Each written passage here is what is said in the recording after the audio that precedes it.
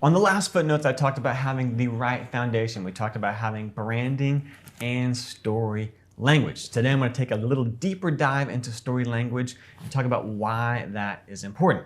The reason I think that is important is because graphics don't sell things. No matter how pretty your logo is, no matter how flashy and cool your website looks, it's not going to sell itself. You know what sells things? Words sell things.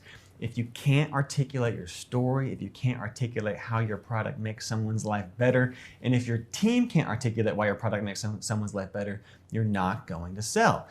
A confused mind always says no. And when you're not clear and when you don't have language, people are not going to buy what you're offering. So I would encourage you, business owner, if you're starting a brand, if you're building a brand, or you're years into it, is you need to take the time to articulate your story, how it is you do what you do, who you are, and you also need to articulate your customer story, who they are, what they want, how your product makes your life better.